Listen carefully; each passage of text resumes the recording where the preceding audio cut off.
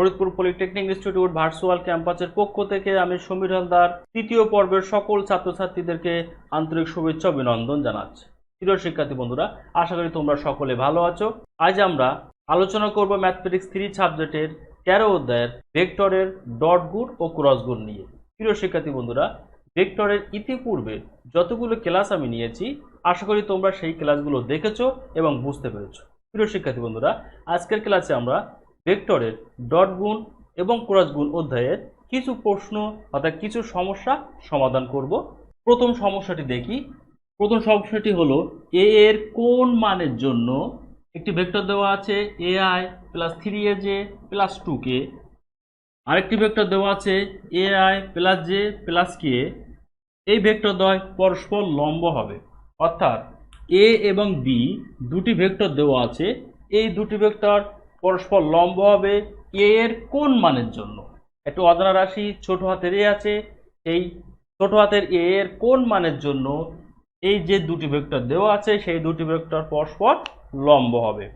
প্রিয় শিক্ষার্থী বন্ধুরা, আমরা ইতিপূর্বে জেনেছি দুটি ভেক্টর কখন লম্ব হবে, অর্থাৎ কোন শর্তে দুটি ভেক্টর লম্ব হবে। ইয়েস, তোমরা যেটা ভেবেছো দুটি ভেক্টর ডট গুণফল যদি শূন্য হয় তাহলে ওই দুটি ভেক্টর পরস্পরের লম্ব হবে। তাহলে আমরা যদি সমাধান দেখি কি লিখতে পারবো, যেহেতু বলে দিয়েছে ভেক্টর দুটি পরস্পর কি হবে, লম্ব হবে। কোন শর্তে লম্ব হবে, ডট গুণফল শূন্য হলে। তাহলে আমরা সরাসরি লিখতে পারবো শর্ত মতে A vector into B vector সমান কত হবে, শূন্য হবে, অর্থাৎ এ এবং বি ভেক্টরের ডট গুণফল শূন্য। এখন আমরা এই দুটি ভেক্টরের মান বসিয়ে দেব। এ ভেক্টর কত আছে, ai plus 3aj plus 2k। B ভেক্টরটি কত আছে, বি ভেক্টর আছে ai plus j plus k equal কত হবে, শূন্য হবে। এই দুটি ভেক্টরের আমাদের ডট গুণ নিয়ম কি ছিল, আয়ের সহগ গুণ হবে। এখানে আয়ের সহগ আছে a, এখানে আয়ের সহগ আছে a এবং a যদি গুণ করি ফলাফল কত হবে, a স্কোয়ার প্লাস যে সহগ 3a, এখানে যে সহগ 1 গুণ করলে কত হবে, 3a থাকবে প্লাস এখানে কে এর সহগ হলো 2, এখানে কে এর সহগ হলো 1, তাহলে কত হবে, 2 হবে ইকুয়াল 0। আমরা দেখতে পাচ্ছি একটি মিডল টার্ম পড়েছে, এটাকে আমরা লিখতে পারি 2a plus a plus 2 equal 0। প্রথম দুটি রাশি থেকে যদি আমরা a কমন নিই কত থাকবে, a প্লাস 2। দ্বিতীয় দুটি রাশি থেকে যদি 1 কমন নিই থাকবে a প্লাস 2 ইকুয়াল 0। তাহলে আমরা লিখতে পারবো a plus 2 into a plus 1 equal 0। দুটি রাশির গুণফল শূন্য, তাহলে ওই দুটি রাশির আলাদা আলাদা মান শূন্য হবে। or a plus 1 equal 0, that means a equal -2 অথবা a equal -1। অতএব a equal to -2 অথবা -1 মানের জন্য ভেক্টর দুটি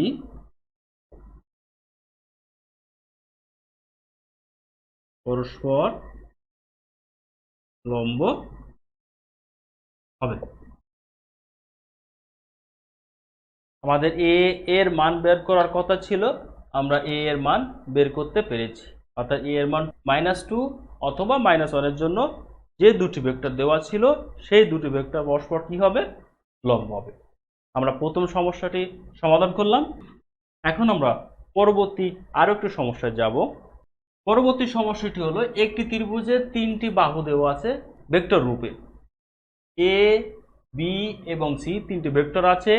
এই তিনটি ভেক্টর দ্বারা একটি ত্রিভুজের তিনটি বাহুকে নির্দেশ করা হয়েছে। আমাদের এই ত্রিভুজের ক্ষেত্রফল নির্ণয় করতে হবে। কি নির্ণয় করতে হবে? ক্ষেত্রফল নির্ণয় করতে হবে। ওই ত্রিভুজের ক্ষেত্রফল নির্ণয় করতে হবে। প্রিয় শিক্ষার্থী বন্ধুরা, পূর্বের ক্লাসগুলো মনে করো। পূর্বের ক্লাসে আমি দেখিয়েছিলাম একটি ত্রিভুজের দুটি বাহু দেওয়া থাকে, তাহলে ওই ত্রিভুজের ক্ষেত্রফল ছিল ওই দুটি বাহুর ক্রস গুণফল, তার মান এবং 2 দ্বারা ভাগ। একটু মনে করে দেখো, গত ক্লাসে আমি এটি দেখিয়েছি। এখন আমার এই ত্রিভুজের তিনটি বাহু দেওয়া আছে। কয়টি বাহু দেওয়া আছে? তিনটি বাহু দেওয়া আছে।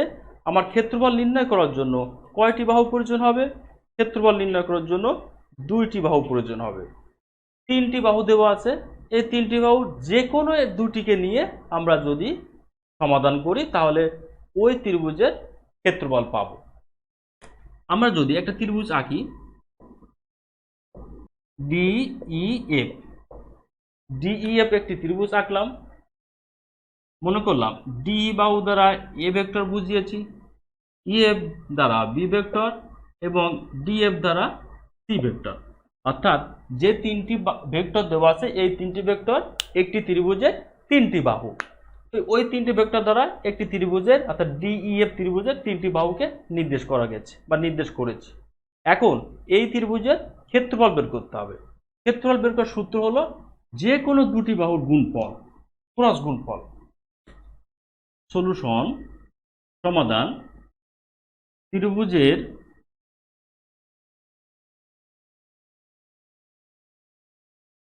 ক্ষেত্রফল কত হবে? হাফ ইন্টু এ ক্রস বি এর মান।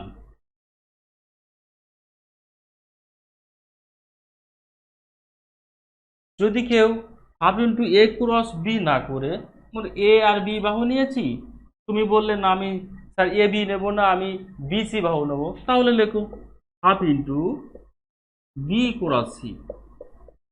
যদি কেউ বলে না স্যার আমি এ সি বাহু নেব, তাহলে হবে হাফ ইন্টু সি ক্রস এ। খেয়াল করতে হবে। অর্থাৎ তোমাকে যে এ বি সি যে তিনটি বাহু দেওয়া আছে ওই তিনটি বাহু সিকোয়েন্সটা খেয়াল করতে হবে, যেহেতু ক্রস গুণন বিনিময় সূত্র মেনে চলে না। তোমাকে এ ক্রস বি করতে হবে, অথবা বি ক্রস সি করতে হবে, অথবা সি ক্রস জি। তুমি এ ক্রস সি করতে পারবে না। যদি করো তাহলে একটি সমস্যা হবে, ত্রিভুজের ক্ষেত্রফলে অতিরিক্ত মাইনাস চিহ্ন আসবে, তখন ওই মাইনাস চিহ্নকে অ্যাভয়েড করতে হবে। তাহলে এখন আমরা এই যে কোনো দুটি বাহু নিয়ে ক্ষেত্রফল বের করতে পারি।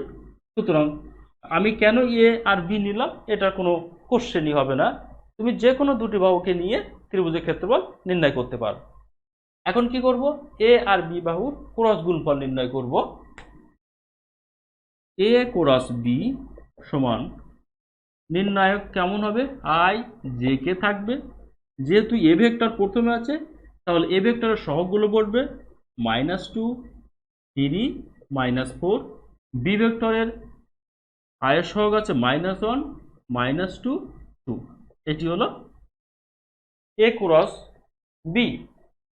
যদি আমরা মান নির্ণয় করি কত হবে? আই ইন্টু, যখন আই নিব আই বরাবর প্রথম সারি এবং প্রথম কলাম বাদ যাবে, থাকবে 3 ইন্টু 2। 3 ইন্টু 2 মানে 6, সূত্রে মাইনাস, -2 ইন্টু -4 প্লাস 6, -2 আর -4 গুণ করলে হবে +6। তাহলে এখানে হবে 6 -6, সূত্রে মাইনাস, যে বসবে। যে যখন নিব প্রথম সারি বাদ দ্বিতীয় কলাম বাদ, -2 এর সাথে 2 গুণ হবে তাহলে হবে -4, সূত্রে মাইনাস, -1 এর সাথে -4 গুণ হবে +4, দ্যাট মিনস এখানে 4 বসবে। যদি প্লাস কে নিই,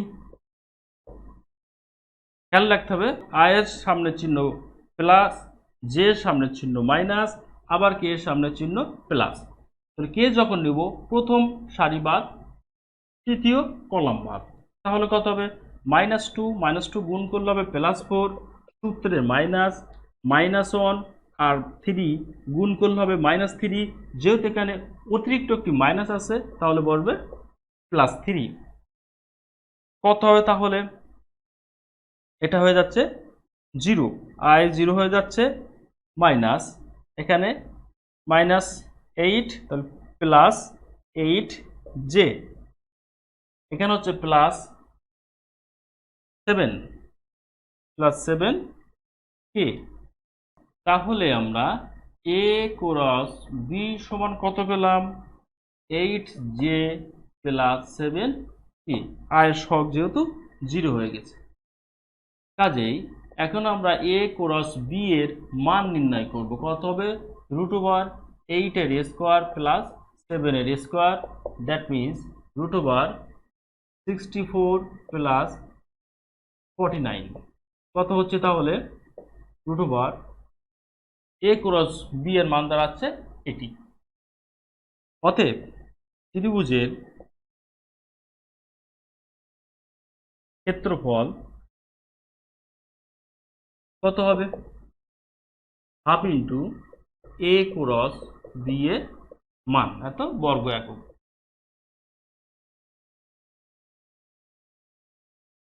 তাহলে হাফ ইন্টু √103, এটি অ্যান্সার।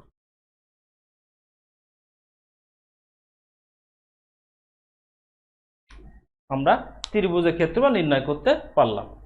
পরবর্তী প্রশ্ন দেখো, এ বি সি ত্রিভুজের শীর্ষবিন্দুগুলো যথাক্রমে এ বিন্দু 1 2 3, বি অফ 2 5 -1, সি অফ -1 1 2 হলে ত্রিভুজের ক্ষেত্রফল নির্ণয় করো। অর্থাৎ আমাদের একটি ত্রিভুজের ক্ষেত্রফল নির্ণয় করতে হবে যে ত্রিভুজে 3টি শীর্ষবিন্দু দেওয়া আছে। কি দেওয়া আছে? 3টি শীর্ষবিন্দু দেওয়া আছে। সেক্ষেত্রে এই ত্রিভুজের ক্ষেত্রফল নির্ণয় করার জন্য আমাদের প্রয়োজন হবে ওই ত্রিভুজের যে কোনো দুটি বাহুর দৈর্ঘ্য। যদি আমরা দুটি বাহুর দৈর্ঘ্য বের করতে চাই, যেহেতু ত্রিভুজের শীর্ষবিন্দুগুলো দেওয়া আছে, তাহলে আমরা কি করব? অবস্থান ভেক্টরের সঙ্গ অনুযায়ী কোন একটা বিন্দুকে আদর্শ বিন্দু অর্থাৎ মূল বিন্দু ধরে নিব। মূল বিন্দু থেকে মনে করলাম এই বরাবর ওএ বাহু, এই বরাবর ওবি বাহু এবং এই বরাবর ওসি বাহু ক্রিয়া করে। তাহলে এ আর বি বিন্দু যদি যোগ করি তাহলে এ বি বাহু পাবো, এ আর বি বিন্দু যোগ করলে এ বি বাহু পাবো, এ আর সি বিন্দু যোগ করলে এসি বাহু পাবো, বি আর সি বিন্দু যোগ করলে বিসি বাহু পাবো। তাহলে আমরা এ বি সি ত্রিভুজ পেয়ে গেলাম। কি করেছি? অবস্থান ভেক্টর অনুযায়ী আমরা ওএ, ওবি আর ওসি অবস্থান ভেক্টর চিহ্নিত করেছি। এরপরে এ বি, এসি, বিসি বিন্দু 3টি যোগ করে দিয়েছি। কি পেয়েছি তাহলে? এ বি সি আমরা ত্রিভুজ পেলাম। এই ত্রিভুজের আমাদের যে কোনো দুটি বাহুর দৈর্ঘ্য বের করতে হবে, তাহলে এই ত্রিভুজ অর্থাৎ এবিসি ত্রিভুজের ক্ষেত্রফল নির্ণয় করতে পারবো। আমরা জানি এই যে এই বিন্দুটি দেওয়া আছে, এ বিন্দু, যদি এটাকে অবস্থান ভেক্টর ওয়ে প্রকাশ করি তাহলে এই বিন্দুটিকে আমরা লিখতে পারবো i + 2j + 3k। এটা আমরা জানি। অর্থাৎ ভেক্টরের দুটি রূপে প্রকাশ করা হয়, একটি হলো এই আকারে, একটি হলো এই আকারে। যদি এই আকারে থাকে তাহলে এই আকারে আমরা তৈরি করে নিতে পারবো। ওবি কত হবে তাহলে? 2i + 5j - k। ওসি কত হবে? -i + j + 2k। এখন যদি আমরা এবি বাহুর দৈর্ঘ্য বের করতে চাই, খেয়াল করো, এবি বাহু বের করতে গেলে ও এ বি এই ত্রিভুজের ও এ বাহু এইদিকে, ও বি বাহু এইদিকে, এ বি বাহু এইদিকে। তাহলে ও এ বি ত্রিভুজের ও এ এবং এ বি বাহু একই দিকে নির্দেশ করেছে। দ্যাট মিনস ওএ এবং এবি বাহুর লব্ধি প্রকাশ করবে ওবি। দ্যাট মিনস এবি সমান আমরা লিখতে পারবো OB minus OA, OB minus OA. OB কত আছে? এটি আছে ওবি, ওএ আছে এটি, তাহলে ওবি ভেক্টর থেকে ওএ ভেক্টর বিয়োগ করতে হবে। কত হবে? 2i থেকে i বিয়োগ করলে হবে i, 5j থেকে 2j বিয়োগ করলে হবে প্লাস 3j, মাইনাস কে থেকে 3কে যদি বিয়োগ করি হবে মাইনাস 4k। আমরা এবি ভেক্টর পেয়ে গেলাম।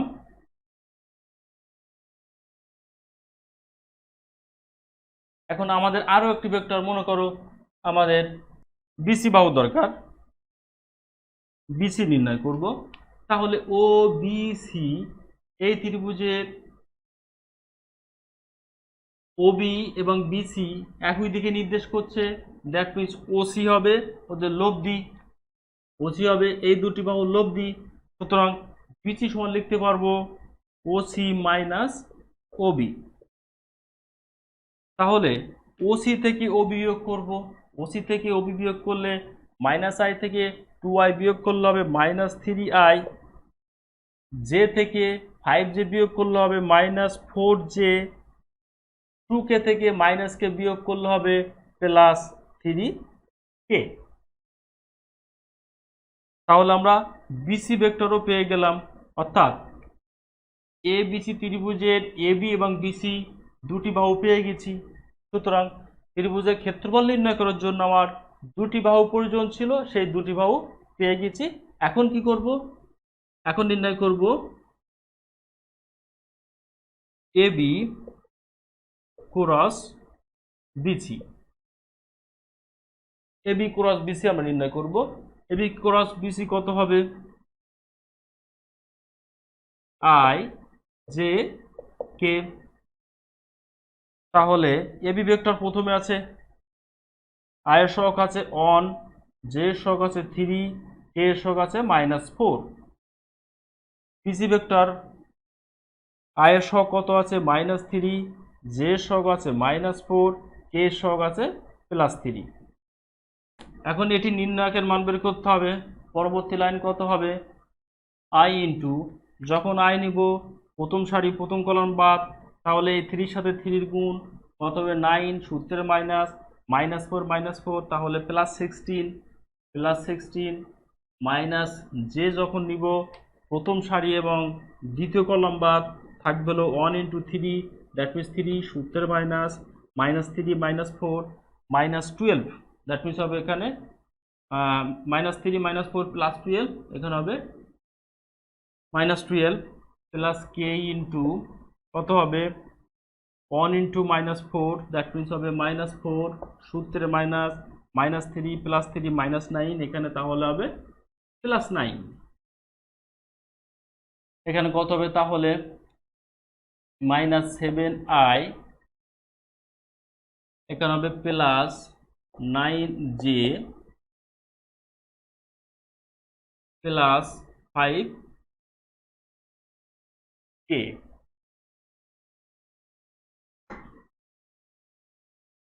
অতএব এবি ক্রস বিসি এর মান যদি নির্ণয় করি কত হবে? -7 এর whole square +9 square +5 square equal 49 +81 +25, যোগ করলে কত হবে? 5 হয় 6, 9 15, 5 হাতে 1, 3 আর 3 11, 11 আর 4। ফলাফল এটি হয়েছে। অতএব ত্রিভুজের ক্ষেত্রফল সমান half into AB cross BC, that means half into √155 বর্গ একক। আমার পরবর্তী প্রশ্নটি হলো, একটি আয়তাকার ঘনবস্তুর সন্নিহিত ধারগুলো বা সন্নিহিত বাহুগুলো দেওয়া আছে এ বি সি। ওই ঘনবস্তুর আয়তন নির্ণয় করতে হবে। কি নির্ণয় করতে হবে? আয়তন, অর্থাৎ একটি ঘনবস্তু আছে, যে ঘনবস্তুর তিনটি বাহু, একটি বাহু এ, একটি বাহু বি, একটি বাহু সি, এই তিনটি বাহু দেওয়া আছে ভেক্টর রূপে। আমার আয়তকার ঘনবস্তুর আয়তন নির্ণয় করতে হবে। কি নির্ণয় করতে হবে? আয়তন নির্ণয় করতে হবে।